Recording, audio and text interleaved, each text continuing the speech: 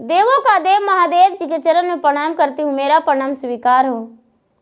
माता गौरा पार्वती के चरण में प्रणाम करती हूँ, मेरा प्रणाम स्वीकार हो। गणपति ललनमा के चरण में प्रणाम करती हूँ, मेरा प्रणाम स्वीकार हो। सब गुरु भाई बहनों के चरण में प्रणाम करती हूँ, मेरा प्रणाम स्वीकार हो। गुरु भाई बहना, मैं एक कथा सुनाने जा रही हूँ। इस कथा को पूरा सुनिए और रहस्य जानिए। हर हर महादेव, घर घर महादेव। गुरु भाई बहना, एक बार की बात है कि शंकर भगवान कैलाश पर्वत पे अपने ध्यान लगाए हुए बैठे थे और बैठकर मन में ही मन सोच रहे थे कि मुझे पृथ्वी पर जाना है, पृथ्वी लोक, और अपने शिष्यों से मिलना है। कौन दुखी है, कौन सुखी है, कौन किस प्रकार रह रहा है। गुरु भाई बहना, जब वे ऐसा सोच रहे थे और अपने पार्वती से बोले कि हे पार्वती, हम पृथ्वी पर जा रहे हैं घूमने को लिए और आप कैलाश पर्वत पे अच्छे तरीके से रहिएगा, हम कुछ ही दिन में घूमकर आ जाएंगे। पार्वती गुस्से में बोले, हे स्वामीनाथ, आप तो कभी भी पर्वत से चले जाते हैं, घूमकर चले आते हैं, लेकिन आप मुझे नहीं ले जाते हैं। इस बार मैं मानने वाली नहीं हूं, मैं भी आपको साथ चलूंगी और आपको साथ जाकर सभी भक्तों लोग से हम भी मिलेंगे। तब गुरु भाई बहना, शंकर भगवान बोले, नहीं पार्वती, आप मत जाइए, देखिए हम बहुत जल्द आ जाएंगे, आप क्या करने जाइएगा पृथ्वी पे। पार्वती बोले, चाहे महाराज आप चाहे जो करें, लेकिन इस बार मैं मानने वाली नहीं हूं और आपके साथ ही साथ जाएंगे। गुरु भाई बहना, शंकर भगवान पार्वती के जिद के आगे झुक गए और कहने लगे कि तो ठीक है प्रिय, साथ चलो। गुरु भाई बहना, शंकर भगवान और पार्वती दोनों पृथ्वी पे आए और चारों तरफ घूमने लगे। एक बगीचे में गए, ठंडी ठंडी हवा, बाहर सुहाना मौसम, उन्हें बहुत अच्छा लगा।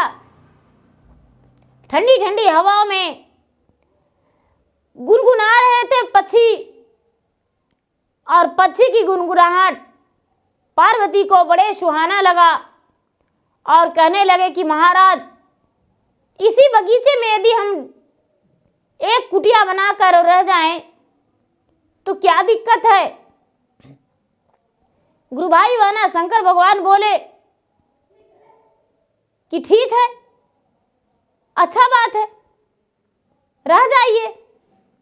गुरु भाई बहना, शंकर भगवान चले गए घूमने गांव में और जाकर बोले कि भाई, किसी के पास निवारी है तो मुझे दे दो, क्योंकि हम एक झोपड़ी बनाएंगे और चलो दो चार आदमी मिलकर मेरा झोपड़ी बना दो। गुरु भाई बहना, जब शंकर भगवान एक मानव रूपी थे और मानव रूपी में गए थे तो बहुत सारे लोग तैयार हो गए और कई लोग उन्हें निवारी दे दिए और ले आए और लाकर शंकर भगवान के रहने के लिए झोपड़ी बना दी अनजान में ही।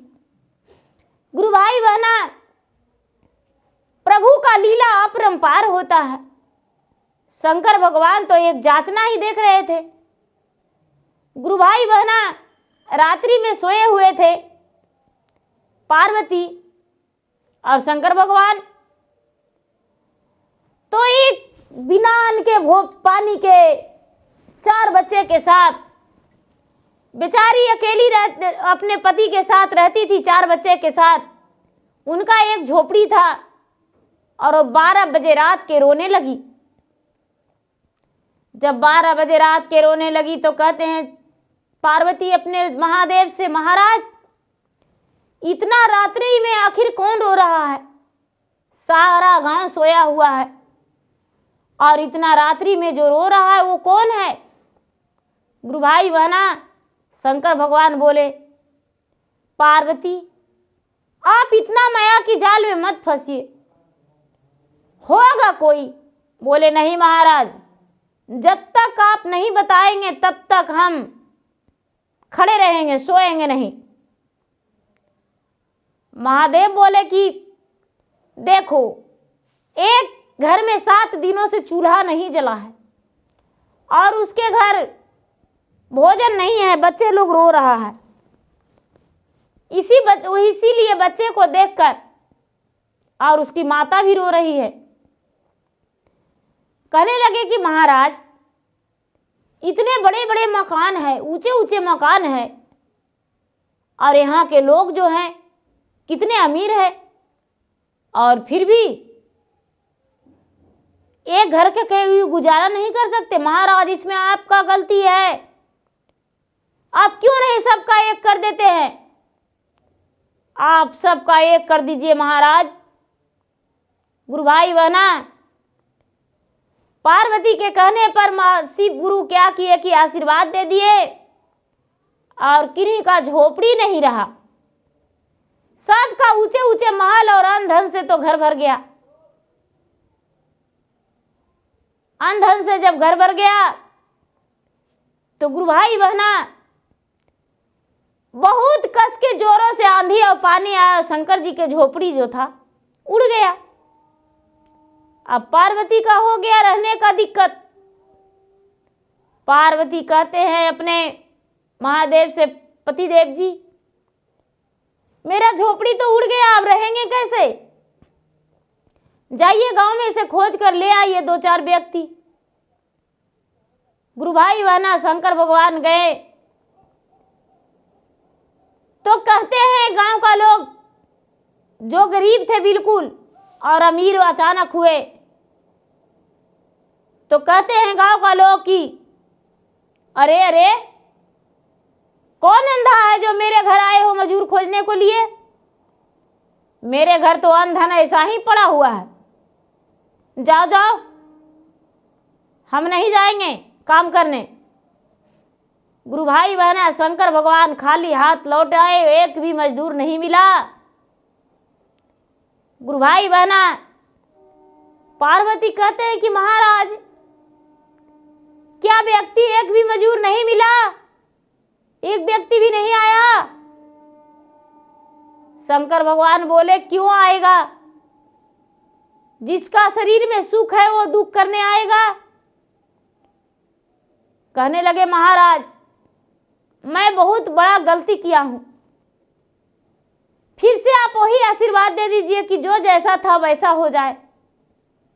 गुरु भाई बहना, शंकर भगवान फिर से वैसा ही कर दिए। अब सवेरे गुरु भाई बहना बड़े मनी बहुत सारा लोग पार्वती के पास और महादेव के पास अपने से कह रहे हैं कि बहन जी आपके पास कोई काम है? मेरा बच्चा भूखा है, मेरे पति भूखे हैं। कहने लगे कल तो एक आदमी नहीं मिला, आज आए हो इस तरह से? तो हाँ, अचानक एक दिन मेरे पास बहुत धन हो गया, 2-4 दिन धन रहा और उसके बाद अचानक धन सब खत्म हो गया। कहने लगे ठीक है, मेरे घर काम कर दो, थाली धो दो और बर्तन पूरा धो दो, मेरा झोपड़िया सही कर दो, तुम्हें हम पैसे देंगे। गुरु भाई बहना कुछ लोग जो थे झोपड़ी सही किए और झोपड़ी सही करके और माता को बर्तन धो दिए, इनका सड़िया धो दिए, पार्वती उनका मजूरी दे दिए। गुरु भाई बहना कुछ दिन रहे, शंकर भगवान पूछने लगे कि पार्वती क्या आप यहाँ रहना और चाहते हैं? पार्वती कहते हैं कि महाराज ये ठंडी ठंडी हवा और पक्षी का गुनगुनाहट तो मुझे छोड़ ही नहीं रहा है, ये मीठे स्वर की आवाज़ दिल तो लगता है कि घोल कर रखता है। मेरा मन तो पक्षियों ने उड़ा लिया है, क्या करूं। लेकिन महाराज चलिए फिर कभी आएंगे। गुरु भाई बहना, शंकर भगवान और पार्वती वही आशीर्वाद देकर जो जैसा थे वैसा ही रह जाए और वहां से अंतर ध्यान हो गए, कैलाश पर्वत पे चले गए। तब कहने लगे महादेव कि बोलिए पार्वती, क्या हम गलत करते हैं या सही। पार्वती बोले नहीं महाराज, आप जो भी करते हैं वो सही करते हैं। आप अंतर्यामी हैं और आप 3 लोक का मालिक हैं। जब ऐसा बात शंकर भगवान सुने तो मुस्कुरा कर कहने लगे, तो क्या आप मानते हैं कि मैं 3 लोक का मालिक हूं। हाँ महाराज, मैं मान गई हूं कि आप 3 लोक का मालिक हैं। ऐसा कहकर और पार्वती जो थे अपना सर झुका लिए, कहने लगे नारी नारी होती है और पति पति होते हैं। महाराज आपका मान सम्मान ऊंचे दर्जा है। तो गुरु भाई बहना, मेरा वीडियो अच्छा लगे तो इसे लाइक कीजिए, शेयर कीजिए, सब्सक्राइब कीजिए। धन्यवाद।